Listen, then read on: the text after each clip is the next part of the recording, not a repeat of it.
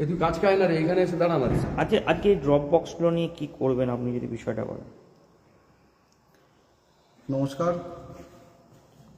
আমি ভাস্কর ঘুরুই, মণ্ডল 2-এর যুব কনভেনার। আমাদের মধ্যে এই মুহূর্তে উপস্থিত আছেন আমাদের আরামবাগের এমএলএ মাননীয় মধুসূদন বাগ মহাশয়। উনি আরামবাগবাসীর উদ্দেশ্যে কিছু মূল্যবান বক্তব্য রাখবেন।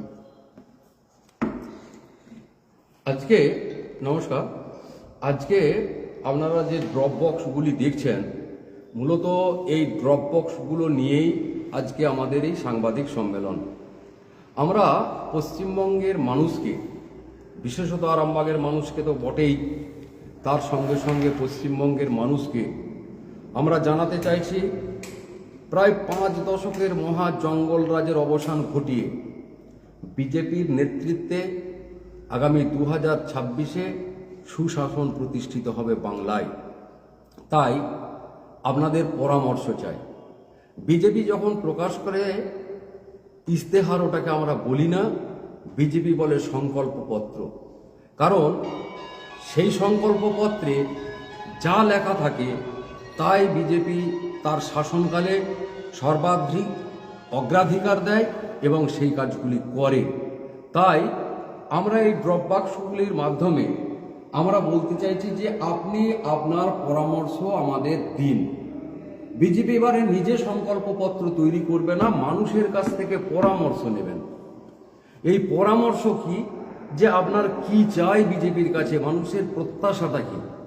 রাস্তা চাই, স্কুল চাই, চাকরি চাই, আপনার উন্নয়ন চাই, দুর্নীতিমুক্ত প্রশাসন চাই, আমাদের মায়েদের মহিলা সম্মান নিধি 3000 চাই, 5000 চাই। এই যে মানুষের এক্সপেকটেশন একটা নতুন সরকারের কাছে, সেই সরকারের কাছে তাদের যা প্রত্যাশা, সেই প্রত্যাশাটা আমরা নিশ্চিতভাবে আগামী দিনে তুলে ধরতে পারবো যদি তাদের পরামর্শগুলো আমাদের কাছে দেন। আমরা এখানে বলতে চাইছি যে বিকশিত পশ্চিমবঙ্গ বিজেপির গ্যারেন্টি। বিজেপির গ্যারেন্টি হচ্ছে বিকশিত পশ্চিমবঙ্গ। আমরা যেমন 2047-কে বিকশিত ভারতের পৌঁছানোর লক্ষ্যে কাজ করছি, ভারতীয় জনতা পার্টির নেতৃত্বাধীন এনডিএ সরকার, যেমন পশ্চিমবঙ্গের বুকে আগামী দিনে ভারতীয় জনতা পার্টির নেতৃত্বাধীন সরকার প্রতিষ্ঠিত হবে। সেই সরকার বিকশিত পশ্চিমবঙ্গের লক্ষ্যেই কাজ করবে, এটাই ভারতীয় জনতা পার্টির গ্যারেন্টি। এটা কি সব সাধারণ মানুষ এই ড্রপ বক্সে অভিযোগপত্র জমা দিতে পারে? আপনাদের কর্মী নেতাদের বিরুদ্ধে যদি অভিযোগ পড়ে তখন কি করবেন আপনারা? এটা কর্মীদের বিরুদ্ধে বলবার মতো এই ড্রপ বাক্সটা নয়, কোনো নেতার বিরুদ্ধে অভিযোগ জানানোর জন্য এই ড্রপ বক্স নয়। এই ড্রপ বক্স সম্পূর্ণরূপে আপনার পরামর্শ জানাতে আপনি আপনার পরামর্শ এখানে দেবেন। আপনার এইটাও তো হতে পারে যে পরামর্শ জানানোর জন্য আপনাদেরই কোনো এলাকায় কোনো নেতা মানে সাধারণ মানুষের সঙ্গে খারাপ ব্যবহার করছে, তারা কি ড্রপ বক্সে ওই পরামর্শটা দিতে পারেন? না, এটা কিন্তু আমাদের চিন্তার বাইরে আছে। ওই চিন্তা ভাবনা নিয়ে এটা করা হয়নি। এটা বিকশিত পশ্চিমবঙ্গ বানাতে গেলে যে পরামর্শ আপনার কাছে চাইছি, সেই পরামর্শ হলো যে আমরা কাগজ দেব, এই কাগজে আপনি আপনার নাম, ঠিকানা, ফোন নাম্বার, পিন নাম্বার দিয়ে আপনার মূল্যবান পরামর্শ বাঁদিকে আপনি লিপিবদ্ধ করুন। বেশি লিখতে হবে না, আপনি অল্প জায়গাতে সংক্ষেপে লিখুন, আপনার ঠিকানা দিন। আমরা প্রয়োজনে আপনাদের সঙ্গে পরবর্তীকালে যোগাযোগ করব, দল যোগাযোগ করবে।